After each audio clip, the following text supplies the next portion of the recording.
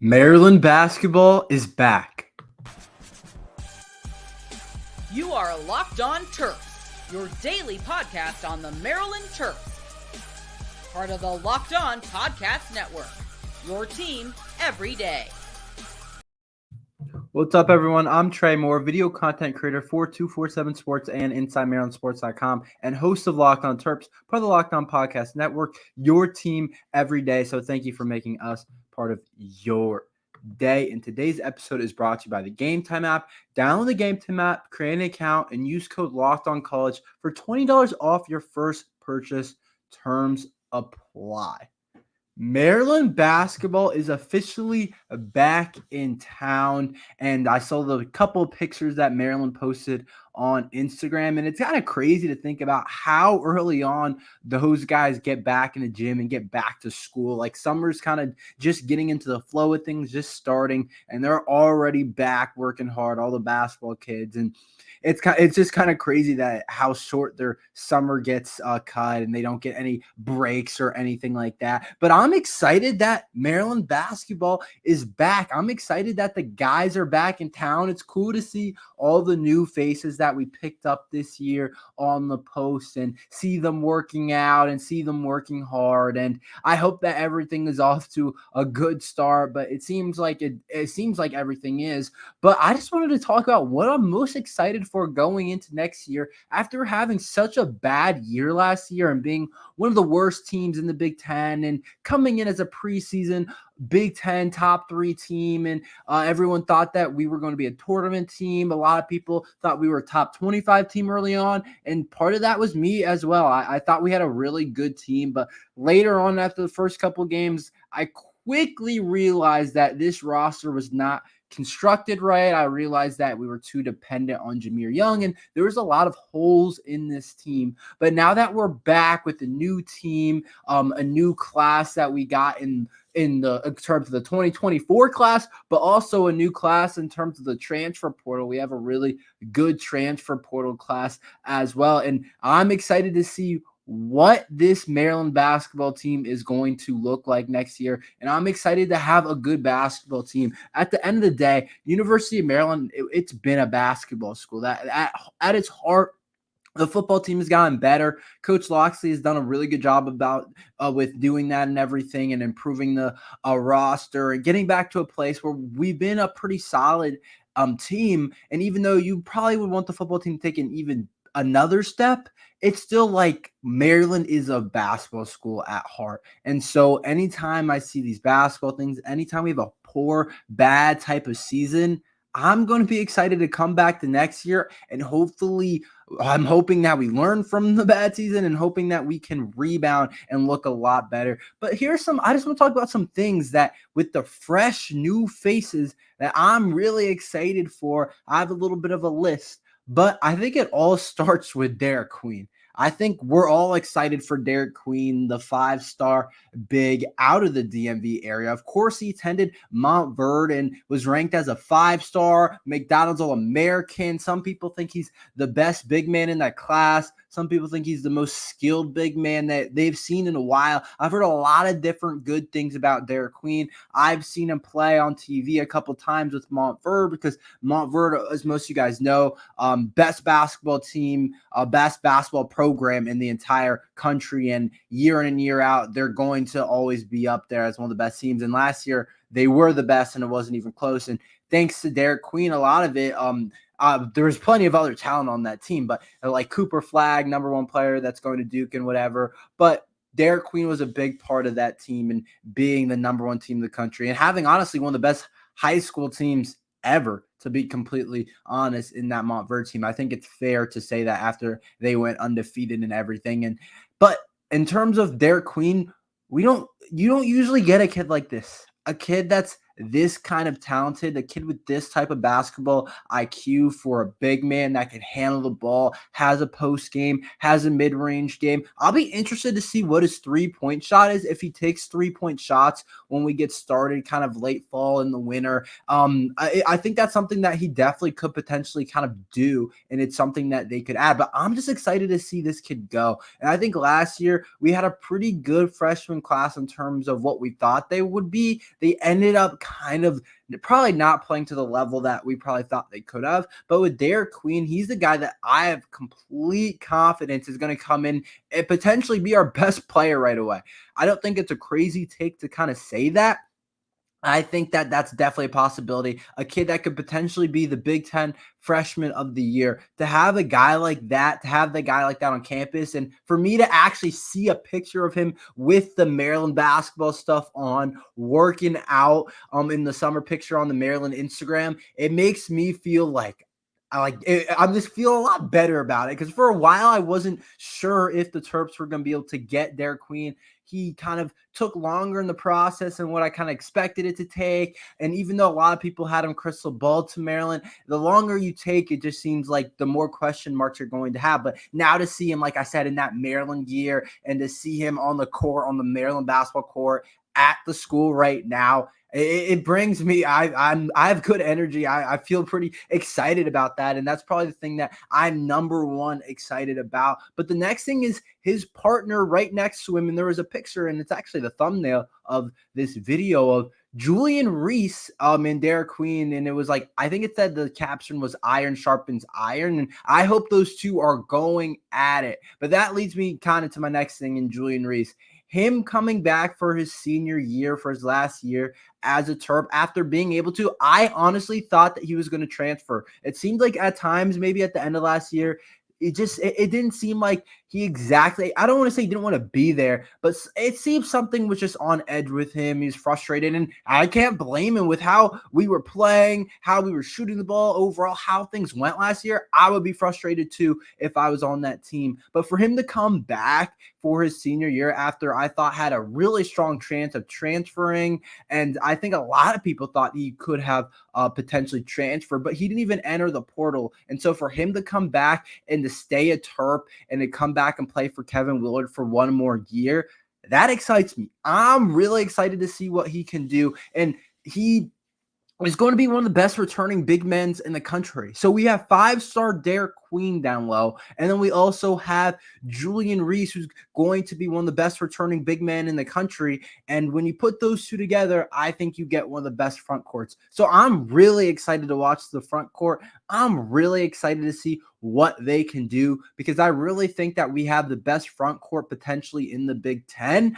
I don't know exactly, honestly, what everyone else has, but I have a pretty good idea, and I feel like it's going to be hard to say that this team has a better front court than us. I think we definitely have one of the best front courts. So I'm excited to see what Julian Reese can do as a senior. Another summer of work. I'll be interested to see if he can improve the jumper a little bit, if he can do those things a little bit better. But I really like Julian Reese and Derik Queen together. Some people have question marks about them playing together, but I'm excited to see that. I think they can work that out. It's going to be a lot of high-low type of stuff. I think Derik Queen has a good enough jumper to space the floor, but I'm excited to see what they can do. To have two dominant bigs like that, in two guys, especially Derik Queen, that can pass the ball too, I think it's going to be an exciting time, and I think it's going to really help the Terps having those two guys in the lineup. I'm also really excited for the transfers. There's some really high-level kids coming in as a transfer. The one I'm probably most excited to see is Jacoby Gillespie. I think there was a picture of him as well on the Maryland Instagram. Just knowing how good he is, how well he played, and what kind of he is as a transfer and as a player that Maryland landed. It's pretty exciting to see a guy like this come from Belmont, where he played very high level basketball, and he averaged 17.2 points per game and shot 38% from three. So to have a guy like that come in and 4.2 assists per game as well, to have a guy like that come in from Belmont and being one of the most sought after guys in the portal, a guy that a lot of people wanted in Jacoby Gillespie, to have a guy like that come in, I think it's a pretty cool deal for Maryland basketball to get a guy like that. And I'm really excited to see how well he can play, as well as Rodney Rice, who came from Virginia Tech, who I also am really high on as well. And I know that things didn't pan out exactly how he wanted to at Virginia Tech, but now that he's at Maryland, I think that he's in a better spot, closer to home a little bit, even though Virginia Tech was pretty close to home as well. But he's also a DMV kid, so playing for Maryland, I think, is kind of a special thing for him. But I'm maybe a thing that not a lot of people are going to think about, I'm excited for Kevin Willard. He's got some talent on this team. A lot of people, again, are probably picking us at about a borderline top 25 team. They're probably picking us about third, fourth, fifth, somewhere in that kind of range in the Big Ten, similar to what we were last year. But I think this team's a lot more complete. And I'm excited for Kevin Willard to have the opportunity to coach a high-level team with a bunch of different guys that can play at a high level and have a more balanced team. And I'm excited for him to rebound. After last year, it's probably really tough on him just because he knew he had a really great season from Jahmir Young. One of the better seasons you're going to see from a point guard in the Big Ten for Jahmir Young. And he did some really good things for Maryland basketball. And so what Jahmir Young was able to do and everything, and what kind of the expectations going into the year was, and just having a really good year before that, being able to crack March Madness, be able to get into the tournament, and then going downhill after. I think Kevin Willard was just honestly just ready to get things started, and I'm excited to see what he can do this year. I think he's a better coach than a lot of people think. I really do think last year's team just wasn't as good as we probably thought it was going into it. But this year's team, I really feel pretty high about, and we still could add potentially one more player. So I'm excited for what Kevin Willard can do to rebound, because a lot of people were calling for him to be on the chopping block and saying that we should fire Kevin Willard. And I thought that was crazy after only a couple of years, where in his first year, he went to the March Madness. So I thought it was kind of crazy, but I think Kevin Willard, I think he has a chance to rebound, and I think that's exciting for him, and I think I'm excited for that. I'm excited for all the players, all the new players, all the returning guys. I'm excited for this Maryland basketball team. I just wanted to talk about it real quick. I know that football season's coming, but Maryland basketball is back, and I'm excited for us to be better than we were next year and to have hopefully a good basketball team. There's nothing better than coming off a football team knowing that you're going to have a good basketball team. So Phil Steele, an analyst, put out his all Big Ten preseason kind of list. A couple Terps made that. Did he miss anybody, or did he get the list kind of perfect? I will tell you about that after this ad from the Gametime app.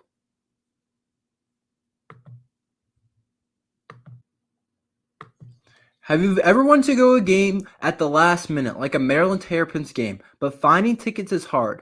I have been there before. Buying tickets to your favorite events shouldn't be stressful. Gametime is a fast and easy way to buy tickets for all the sports, music, comedy, and theater near you with killer deals on last-minute tickets and their best price guaranteed. You can stop stressing over the tickets and start getting hyped for the fun you'll have.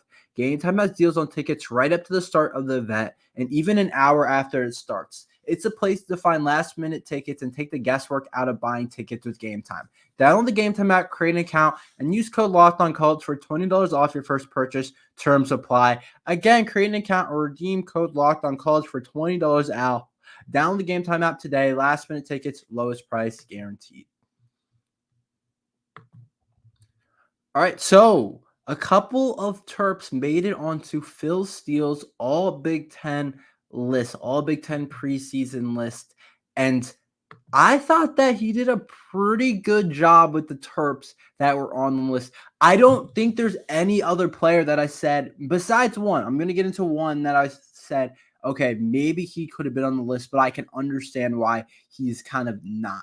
So basically, the players that were on the list, I'll probably go one by one, kind of saying why I think that they deserve to be on the list and why I think he got it right. It started off with Braden Wissolowski being the returning all Big Ten returner. So I think that's a bigger deal than we probably think. Something that I don't think about a lot is the kick return, the punt return game, and Braden Wissolowski being an all Big Ten type of returner. And I think the thing for me is, yes, he's really good at that, and I think he definitely deserves being on that list. He had a good year as a freshman for being a returner. But what I kind of take away from it a little bit, I take away on the more of an offensive side perspective, and I say we got to find a way to get Wissolowski some more touches, whether that's in the receiving game or the jet sweep game or running game. I don't know exactly,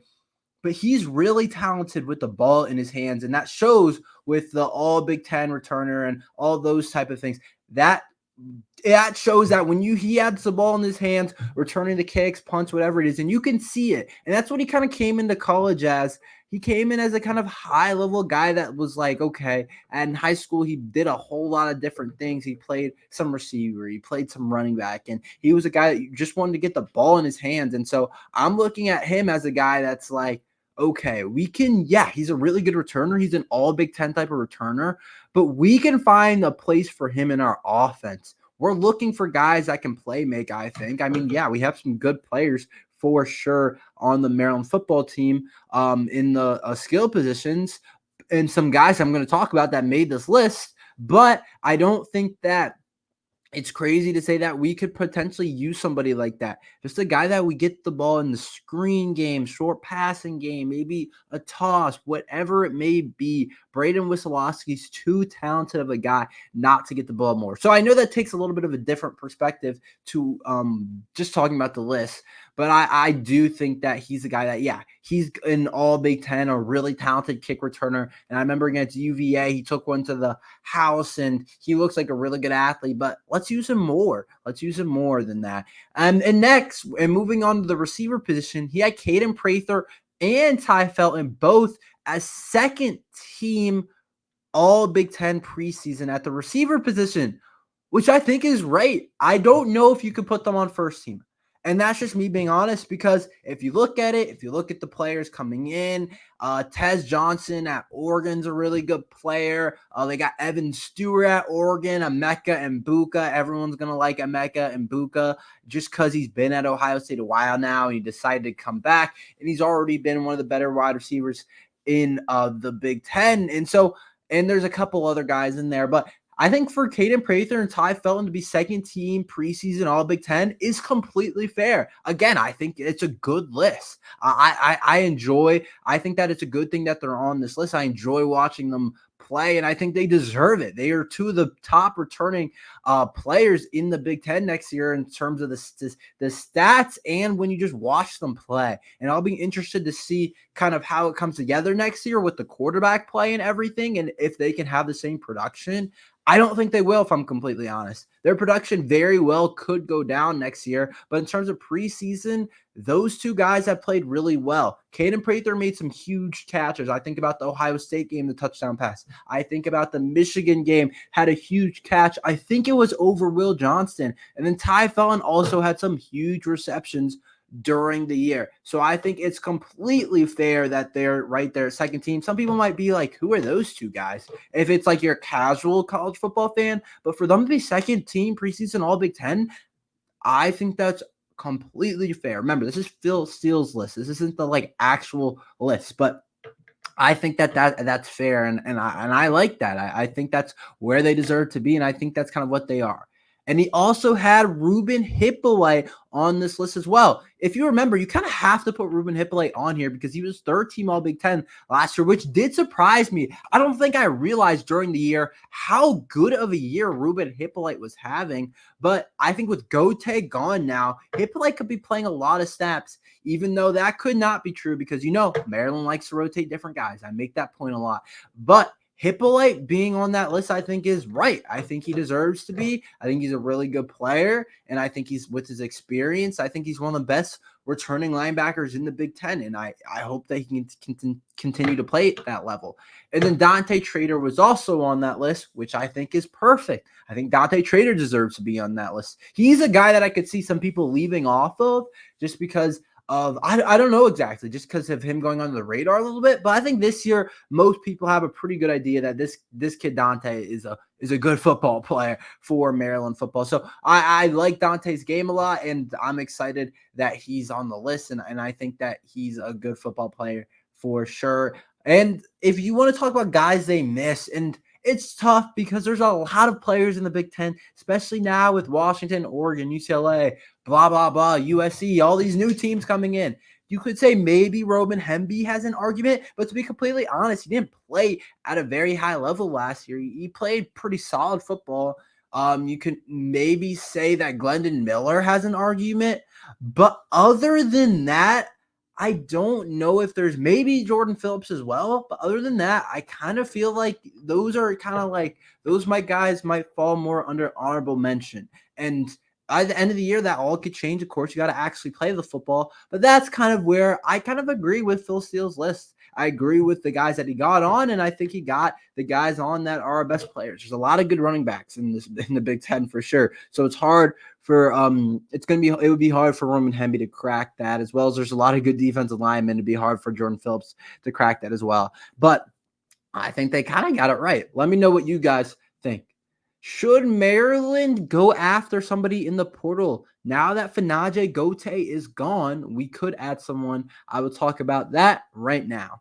So we know that Maryland technically has a spot right now that they could add at least one player. I honestly don't know exactly how many players that they could add from the portal. It might be more than one, but I know that Gote just left and entered the portal. So I know that you can add somebody else to this Maryland football roster with Gote leaving. Of course, you guys know that I made a video about it yesterday or a couple days ago on the podcast. If you guys want to go back and watch that, Fanaje Gote was a pretty good player for Maryland football. He's a linebacker. He's kind of a rotational piece. He was headed into his last year. He's been in College Park for a while. He's done a lot, and I don't blame him for entering the transfer portal. I don't know if I completely understand it. I gave a couple of reasons why, but this is more to talk about, should Maryland add another player in the portal? And I think yes, and more yes.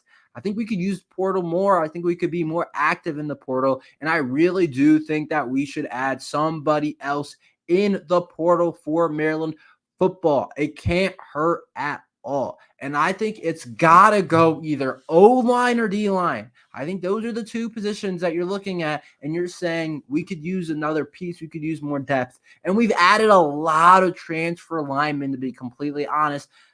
And it's going to be, most of our starting lineup is going to be transfer linemen. But I do still think that you could probably add somebody else to that room, just because I don't know how it's going to turn out. There's always injuries. You never know with the transfer linemen. It's a weird situation. And I think that you could add somebody else.